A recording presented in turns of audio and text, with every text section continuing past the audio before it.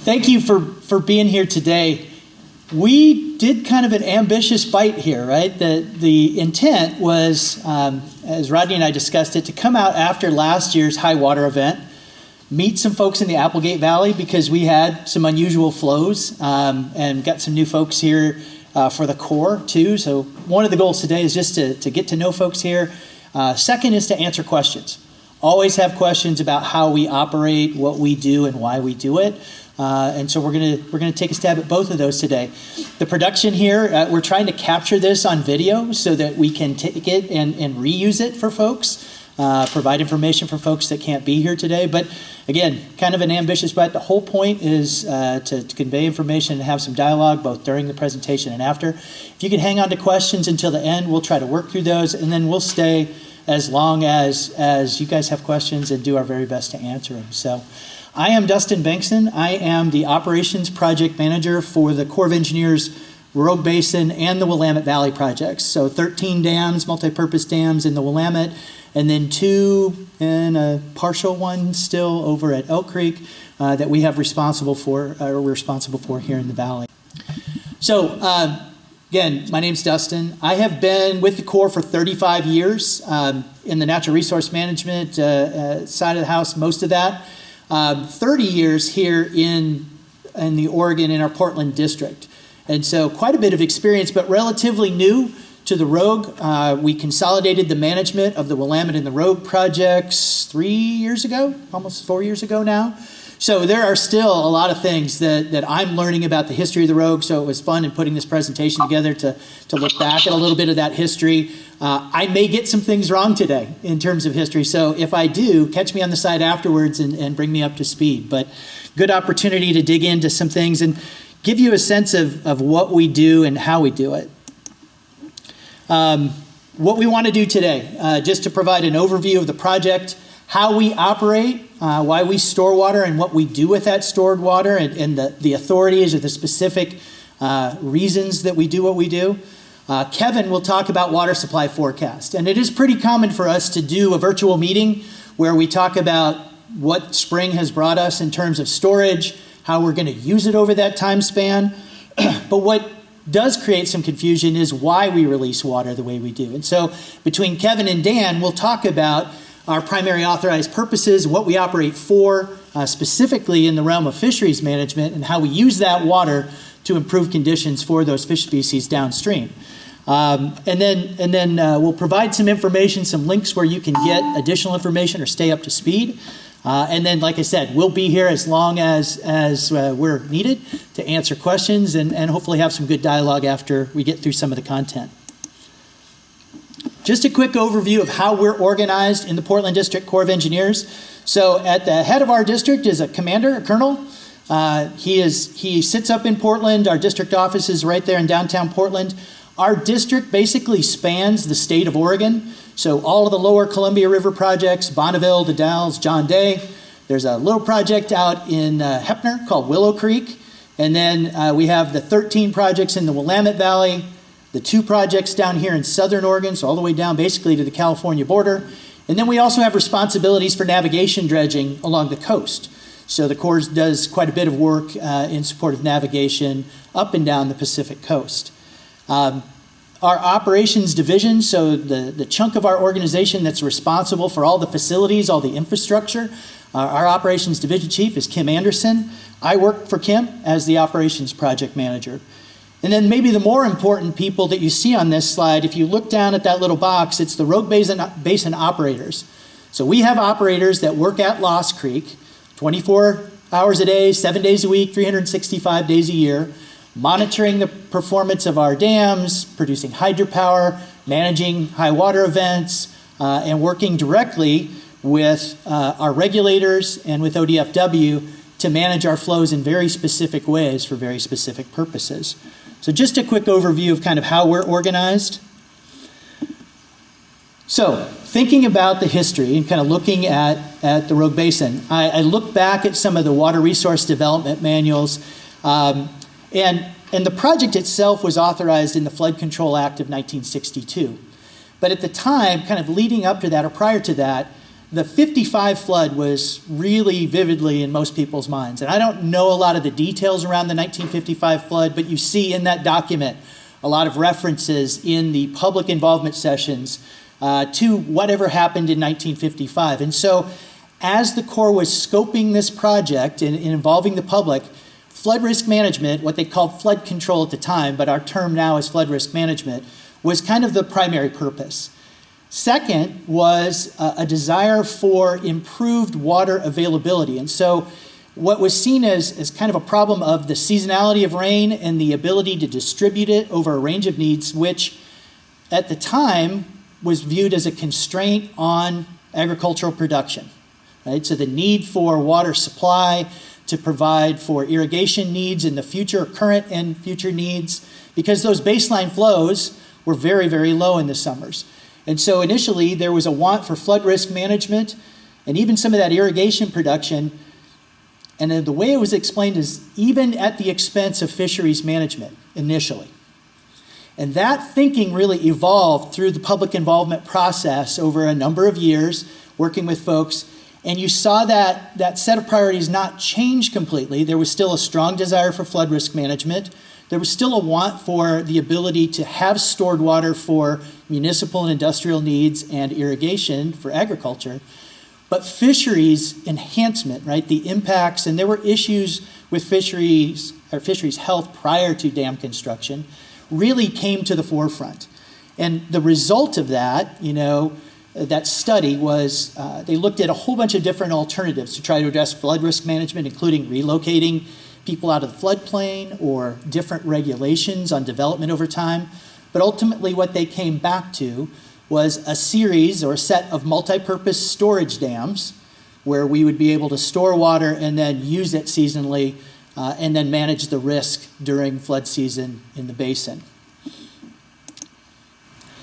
Those dams, and you know where they are today, what you might not know is that Lost Creek Dam was originally proposed down closer to trail, taking up a different chunk of the landscape. And there was a decision made through that planning process that was just kind of too far down in the basin, and it was moved up much higher to where you see it today. Applegate down here in the lower portion, right, we have essentially down near the California border, and then Elk Creek. And Elk Creek was a project that was started, partially constructed, but stopped in 1988 due to concerns about impacts to fisheries. And then in 2008, the Corps notched that dam, so it allowed for fish passage and kind of free flow of that river. And we're still working through transfer of that property and the final disposition of that property today. But it is kind of free-flowing and open there from a fish passage standpoint, but the footprint or that where we left off in construction is still very visible on the landscape. Thinking about those purposes and the way that it was expressed to me, and it makes sense, if you're wanting to know what we're doing with water in the Rogue Basin projects, it boils down to what we would consider primary purposes and secondary purposes. And the primary purposes you see highlighted, and they're in the bold print. Flood risk management and fisheries enhancement. And kind of the bottom line up front is that if we're regulating for anything, it's either flood risk management, so downstream risk, or improving conditions for fish on the Rogue. Those are really the two principal drivers. We do have primary purposes and allocations of water for irrigation and municipal and industrial use, and I'll talk about those in a second, but they haven't really been fully utilized. They're still there. They're still baked into our original authorization for the project, but those two top items, flood risk management and fisheries enhancement, really drive the show here, right? Now, those other purposes that you see down below that aren't bold, they're authorities we have, and we can certainly provide benefits, recreation and water quality. We produce hydropower, but those are kind of a result of whatever water we have left over after we manage for those primary purposes, right? So that's one way to think about it, and it is I think that's the root of the question, especially if you're a recreator on a lake. Well, why are you releasing water at this time of the year? Why are you not filling sooner? And it almost always boils down to risk or what we're trying to do to improve fisheries downstream or improve conditions for fish downstream. And so you see this if you look at where we have allocations, specific allocations for water in our reservoirs. You see at Lost Creek, the biggest chunk of that, 125,000 acre feet, or if percentages make sense, about a little less than 70% of our total conservation storage is specifically allocated for fisheries enhancement. We have an allocation for irrigation that's smaller, about 20%, and then a much smaller allocation for municipal and industrial use. So if you want to understand where our priorities are, or where they come from those specific allocations of water. None of those other purposes have specific allocations associated with them. That's another way of kind of looking at how Congress laid out the priorities for us in managing the resources down here. There is an allocation of about 10,000 acre feet at Lost Creek that is unallocated. It's just out there for a future use that they did not define in the original study. It has not really been spoken to at this point. And again, we aren't fully utilizing the allocations for irrigation or M&I use yet. But there is that small chunk out there that's sort of unallocated.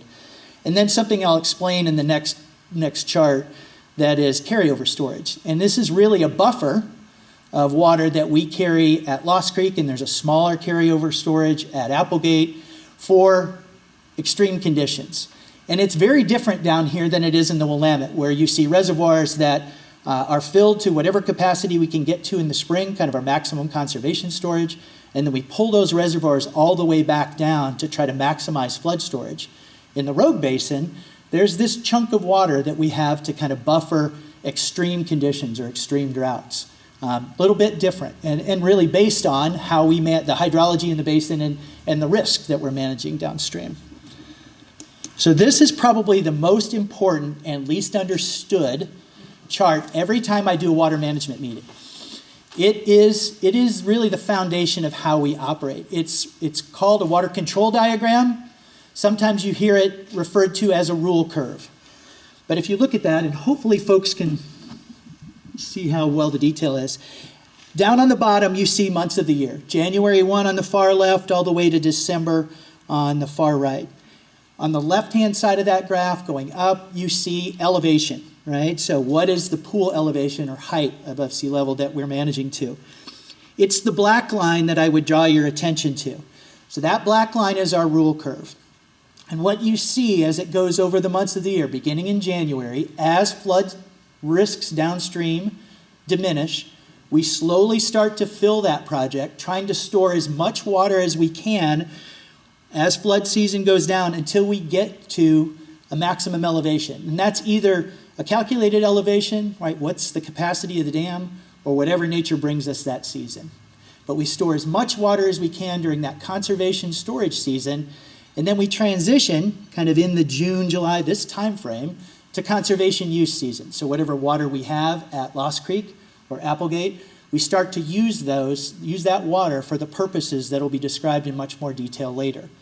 And then as we get toward the end of the season, whatever we have left, you see us pulling that pool back down again to that lower level where that black line kind of flattens out to regain some of that flood storage. Now that chunk of water that's down below, that's the carryover storage, you see that that's a pretty big chunk, right? So there's a big chunk of water down there that we can use, again, to buffer some of those those weather issues that we can't predict. And that piece of storage is there, and if we dip into that, we sort of use that water in the same proportion or way that you saw those allocations laid out, right? Kind of primary for fisheries enhancement, and then you see those smaller allocations if they were necessary to come into play. For the most part, as I understand it, and Dan may correct me, there's not a lot of call for the water for those municipal or irrigation needs. Most of those needs are met based on flows that we have coming out for fisheries enhancement. But that allocation is there, and that's the purpose of that carryover storage. And then you see a little chunk down below, the chunk we try to avoid, which is this inactive or dead storage. And what happens there is there's water that is stored or could be behind Lost Creek that is below outlets that we have in the dam, our ability to use it. So it would be an extreme condition where we'd start to approach that and you'd see us start to just pass inflow, which, as you know, if you've been above the dam, is a very small amount of water late in the season coming in. So something we haven't seen, but something we try to manage to avoid, certainly. Here's the allocation for Applegate. Obviously much smaller in terms of storage, but you still see that kind of same use. You see fisheries enhancement being a primary driver. You see irrigation. You do not see a municipal and industrial allocation at Applegate. Again, I think based on size and perhaps demand down below, and then a much smaller chunk of carryover storage. But that gives you a sense of kind of what are the drivers, the requirements that we manage for, and where those specific authorities come from. Really part of that initial authorization from Congress, right, in the public law that authorized the dams themselves. I mentioned that municipal and industrial supply currently isn't over-allocated, and there could be future use that increases it, but this slide just gives you a picture of kind of where we are. So at Lost Creek, only about 10,000 acre feet of, or I'll look at irrigation first, of that 35,000 acre feet that we have, about 10,000 of that is currently under contract. And irrigation contracts are managed by the Bureau of Reclamation for that water. Corps doesn't become directly involved in that. The municipal contracts, where only about 4,000 of that allocation is being utilized at Lost Creek, that is something that is managed by the Corps. So if there's anybody that wants to talk about how to get in touch with folks that manage those allocations or those contracts, we can talk afterwards, and I can get you a point of contact. But again, from an overall storage and allocation standpoint, as the basin sits today, those allocations are not oversubscribed at this point. There will be a point in the future that might change, right? So with that in mind, I'm going to let Kevin, or transition over to Kevin, and let him talk about what we have this year and how we're going to manage it. All right. Well, good afternoon, everybody. I've done this presentation maybe 7 or 8 times, and it's usually to the same people, so I'm actually going to introduce myself this time. There's a lot of new faces that probably don't know me, or maybe they've gotten my emails. A little bit about myself. So I was actually in the Army first for 5 years. I got out, got my engineering degree, and then I started working for the Corps in about 2016. Became the primary regulator for the Rogue around 2017, 2018. And it's just been a journey since then. I really enjoy this area, and I enjoy managing these projects and the collaboration that it is across the entire basin, the communities, all of that stuff too. So it's near and dear to my heart. Just a couple things I want to point out. So this year was a pretty wet year. I think most of you know that. A lot of high flows. And a lot of times when we have these high flows, there's still a lot of flooding that you'll see on the news, etc., especially up in the Umpqua. I'm sure all of you saw the flooding that was happening up there. So for the road projects, we only manage about 28% of the total basin above Grants Pass. So that means that there's another additional 62%. Am I doing my math right? Anyways, I'm trying to do the math wrong. 72%. Anyways, 72% of water that was completely local, uncontrolled flows. So even if the project is not releasing any water at all, there's still a good chance that you could potentially see high flows downstream. So if you see a lot of flooding happening, just know that we are holding back our releases, but there's a lot that we can't control. And then for the Applegate, we control about 29% as well. And then for the entire Rogue, we control 13% of the entire Rogue Basin, just to put in that perspective. So small portion of it, we do everything that we can, and we do a lot of mitigation for fisheries enhancement. So with the small amount that we do control, I think we do a lot of good work. And I also point out for the construction of the dam and history side of things, because we don't get to talk about this a lot, Rogue Projects was the very first projects to actually have fisheries enhancement in their authorized purposes in the entire country. So I always thought that that was super fascinating. Most of the Willamette projects and the other projects across the country are all trying to find ways to mitigate and figure out how to reverse a lot of the negative impacts downstream to those projects. Whereas the Rogue was much more they thought much further ahead with how they constructed the projects and how they were actually going to provide that mitigation and hopefully actually improve conditions for fisheries, even though they have declined since the construction of the dams. So I'll actually go into my presentation now. So going to go over current kind of system basin overview, talk a bit about this year's hydrologic conditions, talk about the water supply forecast, and the thing that everybody is always curious about, what our release plan is for the current water year. So this just is listing the elevations where we currently sit at the project. This was as of Monday, so obviously we've gone down. Inflows have stayed right about the same as they are here. The thing I wanted to point out in this slide, just because there's always the question is why we do the things that we do, right? So if you look at that picture, that's Applegate in water year 2023. We filled the project all the way to the tippy top. I think we were around 1986.2, somewhere in that range. So that puts it into perspective how small of a band we are managing these projects in the top, and why we don't necessarily ever really want to fill to the top. So that, if you can kind of see it, it might be hard on the TV screen, but that is the top of the spillway gate. So, we're like 6 inches away from the top of the spillway gate. So anything above that, we automatically, if the project does go to full, we have to immediately go to pass inflow operations, which would be, really bad for all of our, all the stuff that we have going on downstream at that time. We'd start, all the reds that we have, all the fish that we have downstream, it would be very consequential to those impacts, especially if we get into the spring time frame and we have snow melt coming in, and then sometimes we can actually have a large precipitation event like 2019. So that when you're wondering why we're keeping that buffer up top, just remember this picture right here that's our main reasoning. So this is just a snapshot of where we are at currently at the project. So this is just a good annual overview. I always like to take this to kind of compare where we were at last year versus where we're at this year.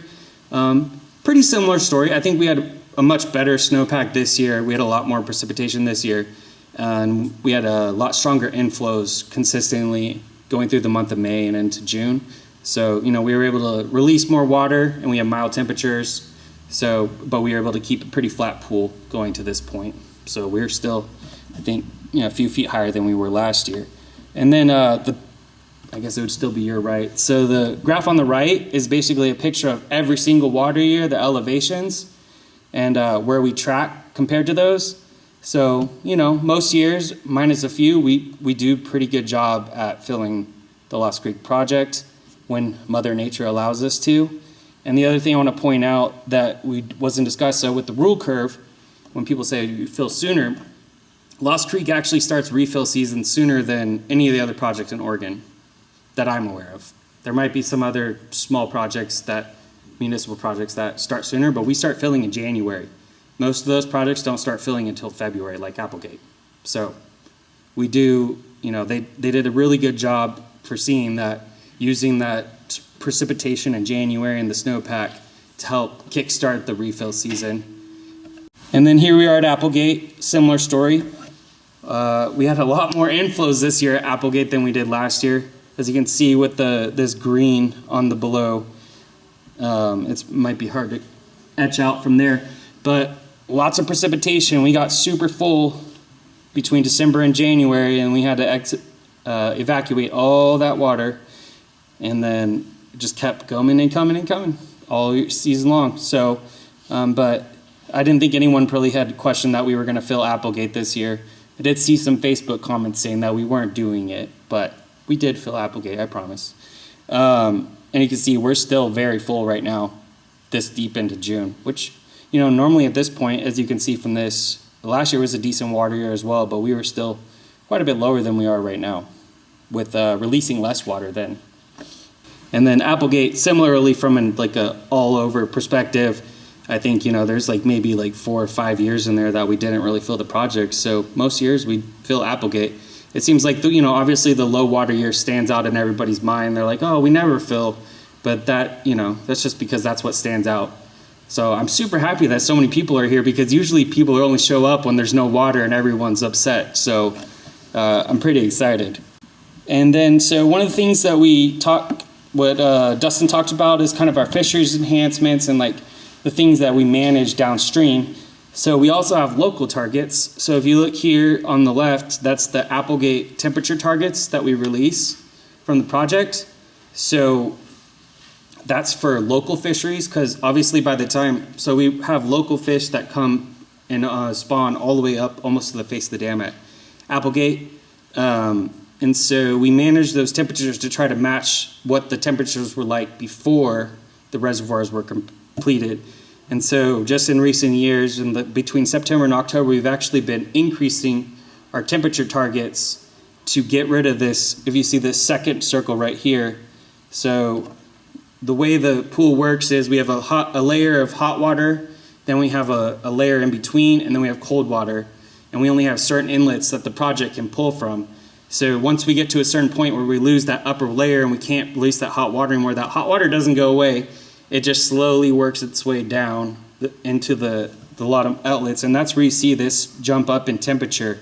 And so we really try our hardest to reduce the amount of the temperature of that water that comes out. Like it's inevitable, but between October and November, we'll see that warm layer come to the inlet, and it releases warm water, which can be, if it gets too hot, which it has in previous years, can be detrimental to the reds.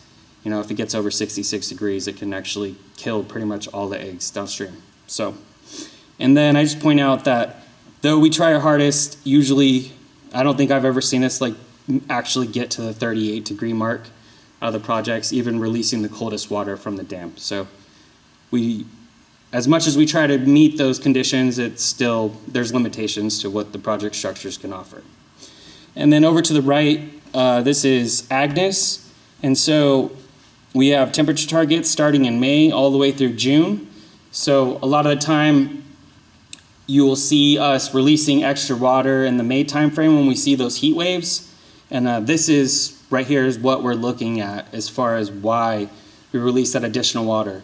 So our release temperatures from the project at Lost Creek don't have an impact on the temperatures at Agnes because it's so far away. The conditions that, that travel time and everything, it just goes to whatever the antecedent conditions are. So what we do look at is the total flow at Agnes. So we try to get it up around 3,800 to 4,000 to do our best to mitigate the temperatures. So if we look at it from more of a volume perspective, because once we get those small volumes of water, like low flows, and the Chinook, they'll congregate there's like a lot of inlets along. Dan will do a better job describing it than I will, I promise. But they'll clump together and disease will break out and it'll wipe out, it'll kill a ton of the Chinook in large populations. So that's why if you ever see May timeframe, you're like, why are they increasing the releases? They're not full yet. It's because, we've had some of those Mays in the past few years where it gets really hot really early and we have to release that water early. But fortunately enough for this year and the previous year, temperatures have stayed pretty mild as far as the early spring goes, and we haven't had to, release that additional water to help out downstream. But it is something that is out there. And so this is a summary of our precipitation for this water year. And when I say water year, I'm talking from October till current, which is weird. I know we start our water year at the beginning of October and it goes through there. So what helps us fill our projects? That's mostly like what this whole story is about. How do we get to where we're at right now in the projects? It's a combination of precipitation and temperature. And our snowpack is a byproduct of those two things. So as you'll see here, between February and March, we got over 17 inches of precipitation. So that obviously does a ton for our projects as far as filling them. But you'll see in November, we got a whole 14 inches of precipitation this year. But based off the rule curve, as everyone saw, we're not able to hold on to that water then because we have to maintain that pool to reduce flood risk management downstream during that time frame. As much as we'd like to carry that through, so we have all the water in the world when we get to spring, it's just the risk is too much for us, and our focus is life safety. That's what these dams were built for. Life safety comes before everything. So that's why we had to release those water at the time. And then, so we had this really wet February, March, and then we move into April and May, and it just dried up. So fortunately for us, we had conditions those conditions between February and March really set us up, and in the early stages of November through January, we were able to build a really strong snowpack. So while we had to evacuate a lot of that water that came into the projects, we were building snow in the mountains the whole time. So that snowpack ultimately will help us on the refill side, but more helps us on the base flow side of things, which is like the water coming into the project throughout the water year after the rain stops. That base flow is what really helps us, allows us to release more water during the summertime without drafting the project too hard. And you'll see here, this is the image of our snowpack across the Rogue Basin. More importantly, so we have 2 sites. So if you're ever looking at, get online and you want to be like, oh, I wonder what the snowpack looks like for the Rogue Basin. We have 2 sites that we really focus on. We look at the whole basin as a whole, but there's the 2 sites that we really look at to see kind of the health of the different projects. Annie Springs is probably the best one that the biggest trigger or flag for us that we watch very closely as far as the health of the snowpack above the Lost Creek project. And then the Big Red Mountain Snowtail site is the one for the Applegate project. So there's other snowtail sites all along that mountain range, and we look at all of them, but these are the ones that are the biggest drivers that we look at when we're like, how much snow do we have this year, and like how is that going to impact our water supply volume? And as you can see here, Annie Springs this year almost hit historical highs in snowpack in the March to late March. So as we saw that heavy precipitation and cold temperatures between that February and March timeframe, just built a ton of snowpack across the basin, which is great, but we also had the runoff into the projects, the inflows, which is really the most important part that helped us fill along, keep on schedule with our fill. And this is just a snapshot of the overall basin conditions where they stand right now. Obviously, the Rogue shows 40% of average, but that's because pretty much all of our snow melted in the last week. If you would have looked at this slide, last Friday it was actually like 160%, but we dropped right below that line. And so here, I'll just go back real fast. So if you look at this little green line right here, this is the average snowpack that we have each year. And so you'll see right here, we had snow and then we didn't have snow. But fortunately, we were already full, so it wasn't super impactful. But that's why you see such a dramatic, bright red color for the basin as far as our snowpack, because it's based off of the time of year. So we don't normally have a lot of snow at this time of year, but since we have zero snow, or almost zero snow, I would say, that's why it looks so dramatic. And then our precipitation for the whole overall year, even though we had a pretty much bone dry April and May, we're still 117% of average, so for the overall water year. And so we're going to jump into the fun stuff. The water supply forecast. It's basically, we're just taking you a journey. I'm taking you a journey along how we get from rain, temperature, snow, all that good stuff into the water supply forecast. So I do a lot of modeling with the NWRFC, and I'm going to glaze over that because I don't want to put everybody to sleep. But so we come up with a water supply volume for each of the projects for the April to September timeframe, and we use this water supply volume to shape each year how we're going to release the water out of the projects. And so this graphic on the right is the water supply volume, which is updated daily, and how it shifts throughout the water year. And as you guys can see, there's like a band, right? That band is a confidence interval, of possibility. So technically anything could happen within that band. And you look at October and basically all the way until you get to February and March, and it kind of slowly gets smaller. So we're managing the projects the best we can, but that it shifts dramatically throughout the water year based off of, if we have a really dry week, it can shift the forecast down. Really wet week, we'll shift it up. And this year, when we had that really wet March, April, it went pretty high, and then it dropped back down once things dried up, but we still end up above average. So for Lost Creek right now, for the April to July, April to September, we're about 108% of average for the water supply forecast. And then onto what we use that information for.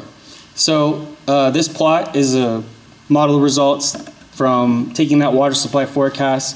Well, it's actually an ensemble that is a whole bunch of model runs, and it creates a confidence interval band that you can see here. So the top is about 75% of water years and below, and then 50%, and then 25%. So basically it creates a band of possible outcomes.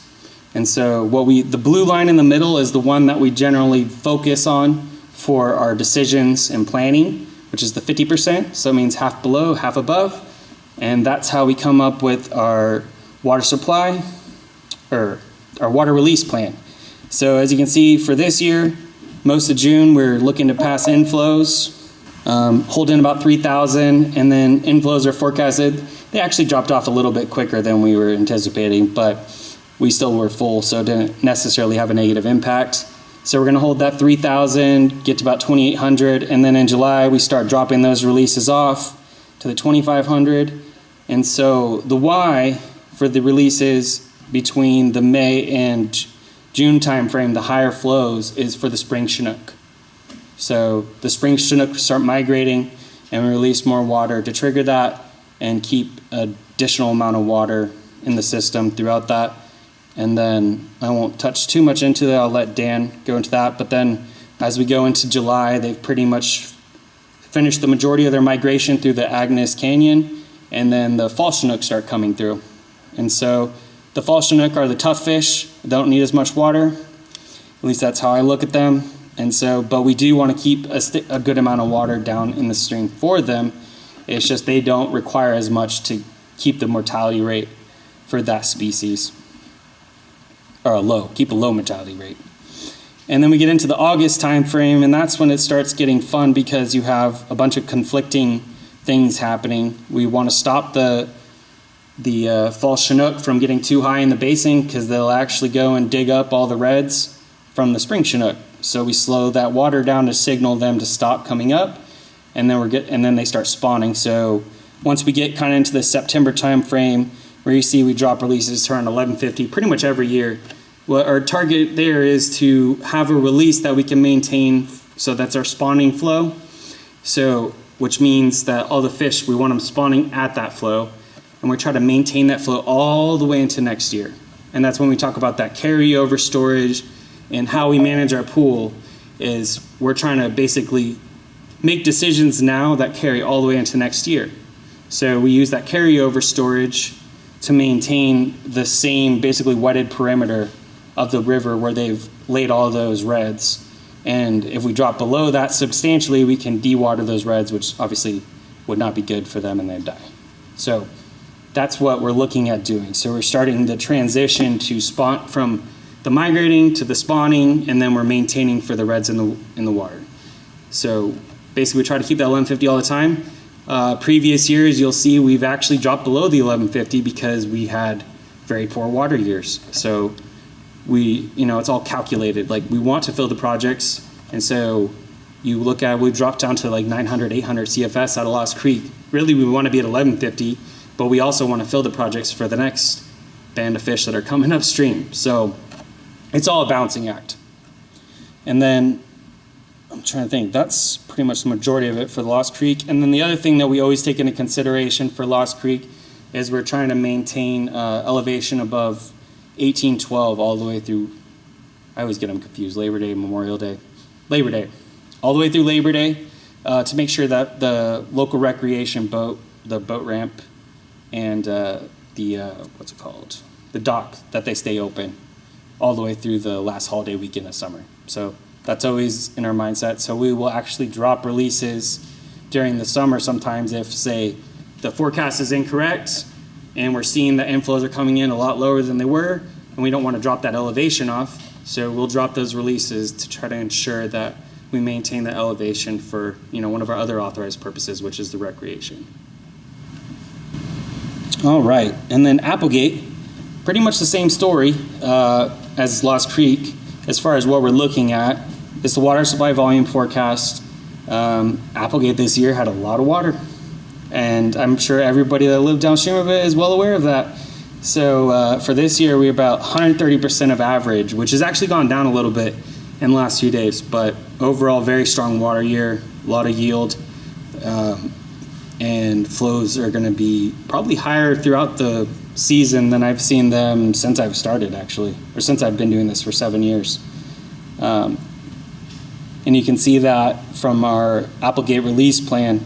As far as the modeling results and everything, same story for Applegate. That's our band, our confidence interval, our band of possibilities that the forecast is showing us right now to stay in between. But as I was alluding to, so we're looking at being around 375, 350 CFS pretty much all the way into August this year out of the project, where we're normally, most years I'd say we're releasing around 200, 250, some of in that ballpark since I've been doing this. So it just shows that the impacts of that strong water supply forecast this year. And it might be hard to see up here, so if you guys got questions afterwards, just shoot them my way and we can discuss it. I know the plot's hard and it's far away on the TV, so don't think we can't go back to it. And then this is just the current outlook for drought conditions for the state of Oregon. So pretty much all the way up into, I would say, last month for the Rogue, we were looking at new drought outlook, and now we've kind of slowly shifted to moderate drought to the upper part of the basin and abnormally dry for the majority of the basin. So this is just kind of the outlook side of things, what's to come. And a lot of these conditions, these drought conditions, and we're looking forward, goes into our thought process when we're looking at like the use of the carryover storage going into the next water year. And then this is just the 30-day outlook from the NRCS for the climatological information. And right now we're looking at, for the next 30 days, about above average temperatures and below average precipitation, which probably doesn't shock anybody at this point for kind of this year, as we've seen things have stayed dry and hot. And it looks like it's going to continue to stay that way. Though it doesn't look too hot, though. All right, and I think that's it for me, and then we move on to Dan to talk about some fisheries. Okay, I'm here to provide a few comments on a fish and wildlife perspective about the dams. And I do want to reiterate that it is thanks to public input, public advocacy at the time, that we have three-part package that Congress authorized for fish with these dams. If it wasn't for the public, I don't think we would have had the deal that we have now. And that support was critical for fish. So it is a three-part package. I can provide more details on any of this after the meeting or at other times. I did want to mention that the research component was critical. The Corps funded 20 to 30 years of research. That information has helped ODFW really hone recommendations that we then provide to the Corps for how they can operate these dams and meet their fishery enhancement and fishery requirements. That research was critical, and it continues to pay dividends to this day. I will add, there's a lot of communication that goes on regularly between our agencies and Oregon Water Resources. In fact, there's most of the year a weekly conference call to help adapt, if you will, the reservoir operations throughout the year. If you notice some of Kevin's last slides, things are going from very wet and wonderful to hot and gosh darn it. So the reservoir allocation is looking really good right now, but just I want to make sure everybody knows they're not set in stone because things are drying out. So there could be some changes throughout the year, just throughout the summer. Just want to make sure you're aware of that. So the coho salmon is the only fish in the Rogue that's currently listed under the Federal Endangered Species Act. You might think we'd be operating the dams to benefit coho, but coho are actually almost exclusively going to be spawning in and rearing in tributaries of the Rogue and the Applegate. Well, at least the Rogue especially. So the dams are having their primary impact on main stem areas. So less so an impact on coho salmon. Now, winter steelhead are much more of a main stem spawner, especially here on the Applegate.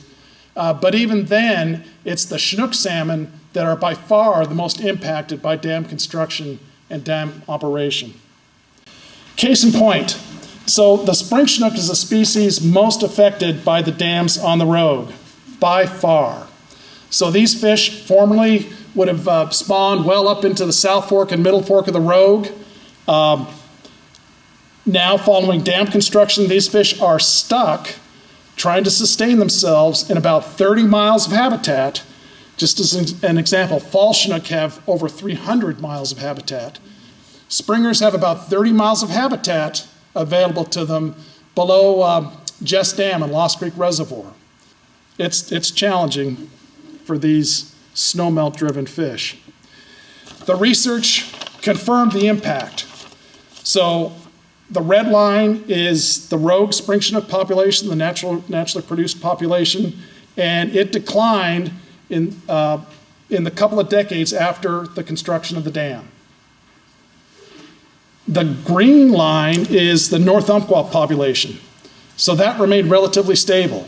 So Rogue spring Chinook definitely declined not only in the Rogue numbers, but also relative to the population on the Umpqua. The whole point of that is to point out that a lot of what we do in our recommendations for how the reservoir should be operated are about trying to protect, sustain, foster that wild spring Chinook population over time and keep it around. I am convinced that if it wasn't for all the research and the operation of Lost Creek for spring Chinook, those fish would have been gone by now. So just really quickly on to our top priorities from the fish perspective for how the reservoirs should be operated. I'm going to focus on what we do in the summertime. Kevin already referred to some of this. So to start, and remember, we have an allocation of stored water in each of the two reservoirs. So at Lost Creek, in May and June, we're allocating water to protect spring Chinook as they migrate upstream to their holding pools in the upper Rogue above Fisher's Ferry boat ramp. So we're trying to make sure they don't suffer from hot weather and low flows that contribute to a disease outbreak that can kill and has killed thousands of fish in the past. That's what we're trying to prevent. So water is oftentimes released very specifically in May and June to protect spring Chinook as they migrate upstream. Our next priority in the summer is to do the same thing for fall Chinook. And that's a time period from about August 10th, about mid-August, through September 10th. Kevin actually referred to the fact that fall Chinook are tougher. I would phrase it a little bit differently. They evolved with a lot warmer water temperature than spring Chinook did because they're migrating in late summer and fall. So that's the next group. We're allocating stored water to release in late August and early September to help keep those fish free from disease and from pre-spawning loss. There's always going to be some mortality, especially with the fall Chinook run. We're trying to keep that contained. Lastly, in the summer at Lost Creek, anything that is left over for stored water, we're releasing into July and early August just to generally help survival rates for juvenile salmon and steelhead that are rearing in the main stem. So that's Lost Creek in a nutshell. Some of you may be more interested in this one. So at Applegate, it's a little bit different. One thing I should have added is there are juvenile coho that rear in the main stem of the Applegate in summer. So there is a component of that species that rears in main stem areas. So in the summertime, basically we're doing number 1 and number 4 as our primary objectives for releases, again, using that stored water in Applegate that was dedicated by Congress to fish needs. So we're basically enhancing rearing conditions, number 4, for juvenile fall Chinook salmon. And most importantly, We're increasing summer rearing area for juvenile coho as well as steelhead in the river. Coho, summer rearing is one of the primary objectives here with Applegate summer releases. And I think with that ends my part, and I turn it back over to Dustin. So I have some contact information up here, and I think, after we break, for folks that are interested, one thing I realized we didn't put in was a slide on the Rogue teacup diagram, which is a really helpful site to know, easy. All you have to do is Google Rogue teacup, but for the folks that are interested, can walk you through it a little bit afterwards here and just show you what you can find there. But you can see boat ramp elevations, you can see pool elevations, you can see what our releases are, and a bit of a forecast in those releases too. So if you're downstream of the dams, that may be of interest to you as well, but very handy site. Appreciated people catching things that I forgot. It's obviously a very complicated system, right? But there was an awful lot of both advocacy and forethought, and having responsibility for the Willamette projects, I can tell you, things like temperature control, having that designed in originally at these projects is an enormous thing. And we have been working on temperature management in the Willamette projects for some time to try to improve conditions and returns for fish downstream. This thought to adaptive management, and really the research that went into it that allows fisheries biologists, ODFW, to help us shape and kind of drive the boat when it comes to what do we need to do, not just year to year, because it's very rarely that specific or easy. It's very, very adaptive here in being able to adjust to those conditions, and still, have opportunity to provide benefits to some of these other authorized purposes. And so if you don't take anything else away, those original authorizations, right? Flood risk management. So this idea that we store a limited amount of water during flood season, and we hold that water until the unregulated streams downstream start to recede, and then we start to push that water out of the system, trying to keep the river in bank full, basically, right? And avoid damages. And then slowly, as that risk goes down, we start to store that water again for all of these other complicated and sometimes competing purposes, and do the best we can to maximize those benefits, again, focusing on those primary purposes. And overall, that system, has worked well for a number of things, but it does have impacts, right? There are certainly impacts associated with dams that we're going to continue to manage over time. With that, I'm going to pause and see if there are any questions. I can go back in any of the slides.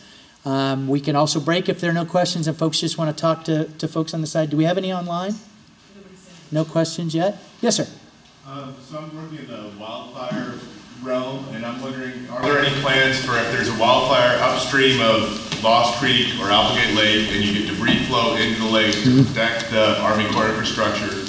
And then if you do pass through, is there any plan to protect irrigation points of diversion and other infrastructure down below from that same debris flow from a wildfire? Yeah, so we do have to manage debris around our structures. We do not have infrastructure that lends itself well to just passing large amounts of debris. More likely what you would see in that type of operation would be a collection of that debris and then dipping and removal of some type. Jesse might know, I don't believe we've done real specific dipping in the basin. I know in other places up north where we've had wildfire or other heavy flows, we've had to do debris removal operations, but we're just not structured well to just kind of pass debris through. Now, during a high water event, if we have spillways up and out of the water, that's probably an outcome that you would see. But under normal circumstances, if we start to see large amounts of debris accumulating in specifically around the structure that we use to pass water, we would look to remove that or move it away so that we could continue to kind of keep flow management in check. I guess what I was thinking is more small, like ash, soot, things like that, where it's in the water column, and then when you move it down, it can cause problems with the reds, it can cause problems with screens on pumps, it can cause problems with all kinds of things downstream. Is there any plan to mitigate that? No, not specifically, nor do we really have infrastructure that lends itself well to it, other than this big residual pool, right, that would allow that finer material to kind of fall out and stay in reservoir. I don't know if you've been following the news. We've been doing some deep drawdowns, learning a lot from that, which is a little different than the question that you had asked. But from that standpoint of water quality, we really don't have, outside of detaining that water and that's starting to kind of fall out within the system, a means of managing that sediment movement through the system. Getting back to woody debris, there's obviously woody debris in the lake that you take out, burn, masticate, whatever. Is there a plan in there for the western pond turtles if they're listed, and is there a plan to adjust your practices if the western pond turtle gets listed, because you got them in both systems? Yes, we have to work that through our permitting process. Once those turtles are listed, we will have specific mitigation requirements such as time of year and certainly surveys prior to taking or anything like that. So we expect by the time we do our next debris removal that will be a consideration. Okay. Yeah. So yeah, once those are listed, eventually you would see us with a biological opinion and things called reasonable and prudent actions, and I would assume that kind of basking habitat would be something of significance to pond turtles in the reservoir. So. And I would just comment on your question about the finer materials, the ash, the soot.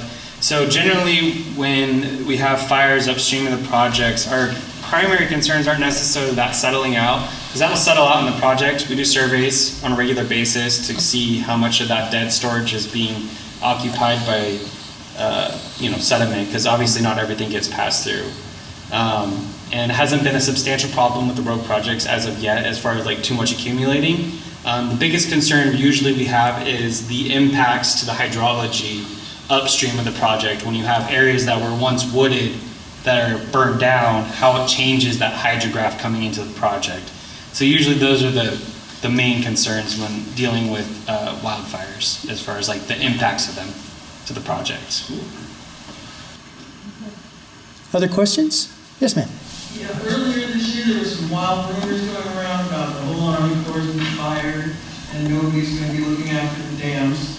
And I had a great chat with Rodney about dam maintenance, and I thought it would be great if you could just give a 1-minute overview for those of us who actually live right on the river. Yeah. So the answer is no. We didn't all get let go. So the critical infrastructure that we manage, right? And I think you all appreciate it more because you live downstream, right? There are immediate life safety consequences if we don't maintain our infrastructure well. If we have a failure of a spillway gate or some kind of uncontrolled release of water, we have enormous potential consequences to the population at risk. We have people, and dam safety is paramount for us, working our dam safety program, everything from removing vegetation on the dams and reading instrumentation to doing incredibly complicated seismic analysis on these structures. That entire spectrum of work is still going on. And one thing, I guess the way that I would phrase it, I live below a dam, raised my family below a dam. I don't go to sleep at night worried about dam safety. We have a rigorous dam safety program, and everything from routine maintenance to complicated recapitalization and analysis is happening constantly on these facilities. Every year, we do an annual inspection. Every 5 years, we do a periodic inspection. And then on a 10-year cycle, we do something even more detailed called a periodic assessment, where you have people get together and look at potential failure modes of a dam and kind of game that and say, well, what don't we know that we need to know? And obviously, seismic vulnerability is the big piece of analysis that's going on in the region right now. And so we're looking at the data that we have on the dam and kind of filling in those data gaps along with the current seismic knowledge, which is constantly evolving, to make sure that we are managing these dams in the safest way possible. I will tell you that we have people and resources, and we're still managing all of those risks. Nothing has changed there. Yeah. Are there any plans, and I'm guessing no, but just might as well throw it out there, for the Lost Creek and Applegate dams to improve the lamprey passage, facilitate it like in the Columbia Basin? Are there anything in the drawing board for that? I'm looking over at Dan. Not that I'm aware of in this basin, at least that's come to the core. I would just add that ODFW is interested in exploring reintroduction of natural production above Applegate. Applegate was actually originally authorized with a fish ladder, and then the engineers asked later that be waived, and to be honest, unfortunately, my agency and the Fish and Wildlife Service agreed. There's still, though, I think, a possibility of restoring production. I think primarily winter steelhead, and we've actually done some tests with hatchery fish, and we want to do more just to make sure it would pay off. But we have written just a little white paper that included potentially other species like lamprey could be added. Again, it would be challenging. There is, though, an example on the Willamette at Fall Creek where the Corps themselves are successfully facilitating natural production of anadromous fish in that facility. So Yeah, it's a very small, and it's only a couple of years, but it's attached to an adult fish collection facility, similar to what you have below Applegate, just a little bit different in design. So at the moment, no. I mean, what it takes for us to do things is authority, so authorization from Congress and appropriations. And so if that becomes a priority in the basin and that responsibility comes to us, there are some examples out there where we're trying to address lamprey passage at other facilities. Go ahead. The rule curve, as I understand it, is a mandated curve. That's not something that's a judgment call each year. It's the same every year? Yeah. Yep. The reason why I ask is I've got kind of two things in mind. One is big picture. Is there any consideration of climate change happening even on a nationwide scale? Locally, we have a prediction that our precipitation won't change dramatically, but we won't have snowpack. So that's part of my question. And the second related piece is more personal. We are on the Kubley irrigation ditch, and for the last few years, we've really struggled in October to get water into our ditch. Our head gate is at a fixed elevation, that's not changing. We're making sure that the channel and the intake are clear of debris or sediment, and yet it just seems subjectively that the river's a little lower. And that's a very subjective observation, but we basically are not operating our ditch through its whole season. We have to turn it off. So I'm just thinking about that curve, the mandates, and what's going on. Yeah, so the curve itself, you are correct, right? It's a fixed curve. It's kind of baked into law. I only know within the district of one other study, and that's what it would take, right? It would take a pretty detailed analysis to evaluate whether that curve should be changed and what are the consequences are. And that was at Fern Ridge Reservoir in the 90s. And the end result of that was no change to that curve. But it would take a study, again, authorized by Congress to look at that allocation. To the idea of climate variability, I think what you have in the Rogue is something that's trying to be replicated at other projects. And the fancy term for it is adaptive management, right? Is this idea of how do we adapt and understand risk and opportunity, right? So it's this idea of managing risk and then seeing where we have opportunity to, in some cases, either folks want to see us store water sooner, right? Or be a little ahead of things like drought conditions. One of the biggest limitations we have is forecasting, right? I mean, the forecasts in Oregon are pretty good 10 days out, but they're still pretty vague. They're a little better 3 days out, but things change dramatically north and south. And if you look at just like this year, where we've been in the last 30 days, very different picture to the north in terms of conservation season, much grimmer than what we've got down here in the Rogue Basin. So forecasting is limited. There is some work, and there's a pilot project going on up north to look at something called forecast-informed reservoir operations. FIRO's the acronym for it. And that would take advantage of forecast understanding. It takes some enhanced understanding and modeling of what those risks are downstream and how we can evacuate water. And then trying to figure out, okay, can we look further downrange at what's going on in the basin and make some risk-informed decisions to store water differently or not, right, based on other conditions. That's still fairly early for us, and it's very, very challenging, right, because that downstream risk is going to be such a big driver. We do know, and we've had these recent experiences, right, where the extremes are much more extreme. 2019 was mentioned in terms of heavy snowpack, and then that storm that came in and kind of stalled on top of us. And that was late in the season, right? That was April timeframe, which historically we haven't seen big storms in those kinds of events. And so those experiences are pretty fresh in our minds. And so it would take a fairly detailed study some careful thought and authorization to make formal changes in the curve. But I think the basin here has much more flexibility in terms of adaptive management, even though the curve is still there, than perhaps we do in other parts of the district. Not a perfect answer. Yes, it could be done. I've just not seen it done, and it would be a complicated exercise. So ultimately, what FURO would allow us to operate, it's not going to change the rule curve itself, even if FURO does get implemented.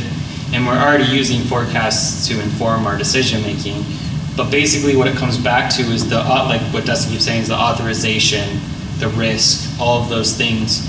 So what FURO will do is a study to build in that acceptable amount of risk. So like at the end of the day, if we're holding our pool higher than what, say, rule curve is, there's going to have to be a complete set of steps and criteria that's met to allow us to be above, to incur that additional risk or not risk.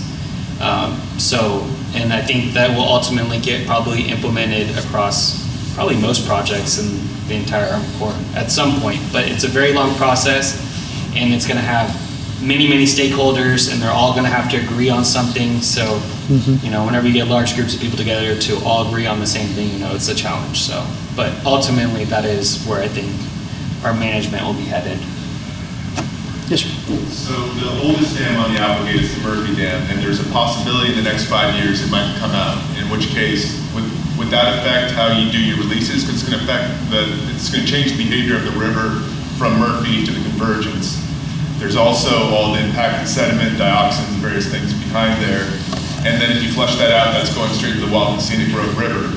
The other fun complication there is, since it's the oldest dam, there are houses below it built in the floodplain, which will now not have that protection.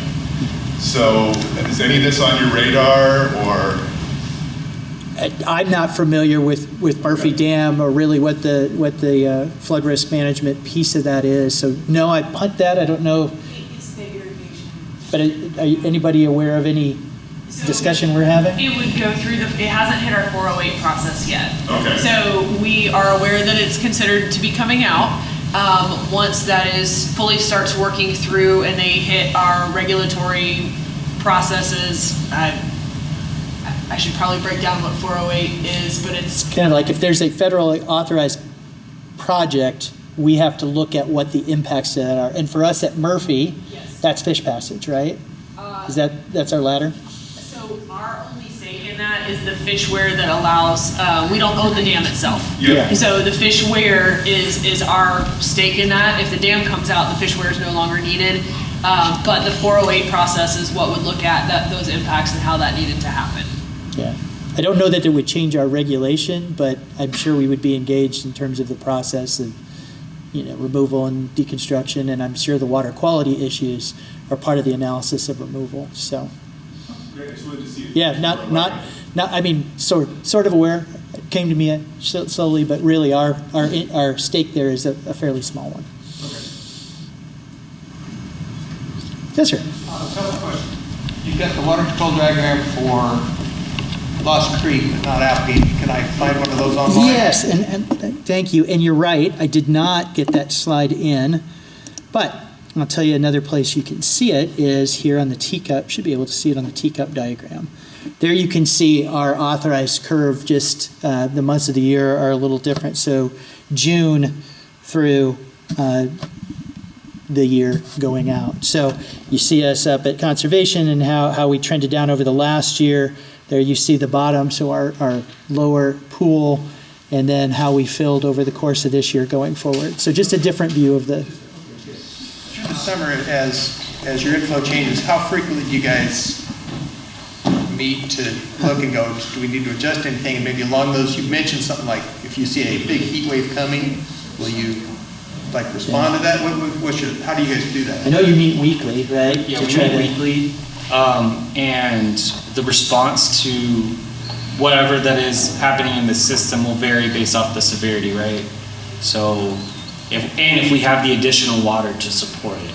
So like in a water year like this year, where we have a lot of water in Applegate, let's say we got like 5 days of 100+ degree weather, I would obviously look to ODF and W and be like, hey, do we want to release some additional water to help mitigate those conditions downstream? But we'll be, weekly, we're talking on a weekly basis, and if something comes up after the first one, we'll be in contact later that week. So for sure a week, but sometimes even more. It just depends on how conditions are changing. And then Dan, a question for you. If you see somebody driving back on the river and they're not amenable to not doing that, what would you suggest you do? Well, I guess I'll respond a couple of ways. There are permitted actions where that would be legal. There are some actions like maintenance of an irrigation sump where that would be legal even without a permit. It's just legal by the activity that's allowed. But if you see something like that, I would encourage you to, actually, it should be reported to the Department of State Lands. That's the agency that actually manages activities that remove material from the river and fill rivers and streams. You can call ODFW if you can't get through. You can call the state police as well. They have an organ plan trooper. But please do follow up just to be sure. But there are some cases where it's actually allowed, especially during the recommended in-water work period, which is typically June 15th through September 15th. And then final comment, a lot of times getting to I think it's the Applegate Project website, I go to see kind of what your release is. It's a really buggy, like, I only get a display like 1 out of 4 times, and then I got to refresh, and sometimes it comes up and sometimes it doesn't. So if you go to the teacup diagram will probably give you much easier access to flow information. So this would be where I would go and recommend that you go.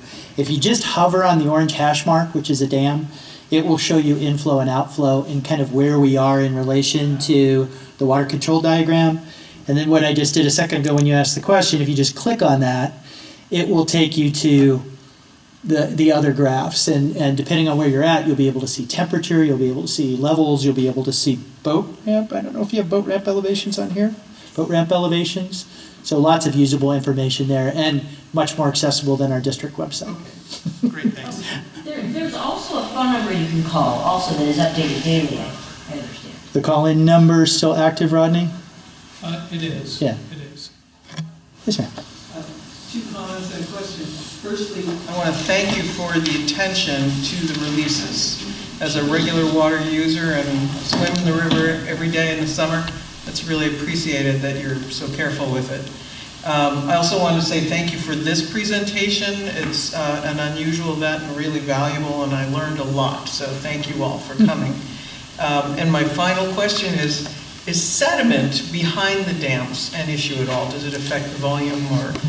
So, as I understand it, it's not an issue for us. I grew up in the Midwest, where sedimentation, very different situation back there with some of our reservoirs. And we do periodic evaluations of how much sediment is being stored and what the impacts to storage are. But currently, it's not coming in any of our dams in the Willamette or the Rogue in ways that are impacting our storage significantly. So, but I do thank you for the comment, the observation, and your question earlier. Listening in on the dialogue that happens between our regulators, our operators at the dam, and ODFW, pretty remarkable system that's been developed, and how careful and thoughtful the management of that water is, even down to really, really fine observations in the field of how to try to maximize some of the side channel habitat and what we can do with flows. It really is a remarkable system for managing and trying to do the very best we can with water we have available to improve conditions for fish downstream and provide those other benefits. Not something that we can easily provide insight into, but it is pretty constant and pretty dynamic. And in the years like this, relatively straightforward. It's those years where it's tight, where that really matters. And that partnership between ODFW and the Corps has been around a long time and been very effective in helping manage those objectives. So. Yes, ma'am. I was just curious how many online participants you had for this. We had up to 20. We're down to 16 now. But yeah. So I have to tell you, I lost the wager. I been to a lot of water management meetings, and typically when it's summer and it's sunny and the reservoirs are full, there's not a lot of attendance. And so I told Rodney the over and under, and I lost a donut. So I owe Rodney a donut. But he kept lowering the bar. He goes, I'll even give you a 10, I think, at one time. I said, no, I have confidence that Ms. Cross is going to pull through for me. And so it's great. I know it's hard to make the time on a sunny day like this, but really, and we hope folks stick around. I do want to, for folks that are part of that notification tree, for folks that live downstream of Applegate, do want to talk with you a little bit afterwards, because again, that's a very unique thing as well. And so I know that there are new people all the time that move in down there, and we want to talk about how we communicate, especially when we have some of the releases like we did last winter, and just make sure that we're on top of those things. So one more pause. Yes, sir. One question, and I think lots of good questions here that kind of already sort of echoed what I was curious about, was, you know, the rule curve, climate change, and sedimentation. And so I guess I'm just wondering, like, you talked about limitations, you know, one being forecasting. I was just wondering if in the future, maybe long term, if you see like what your biggest challenges, maybe specifically for the Applegate, would be with management. Just like thinking like, would it be long-term maintenance, or is it just year to year as you, you know, as we see changes in precipitation and year fluctuation, or if it's pretty much your management is consistent and reflective of the water conditions of the year? Okay, think about how to answer that.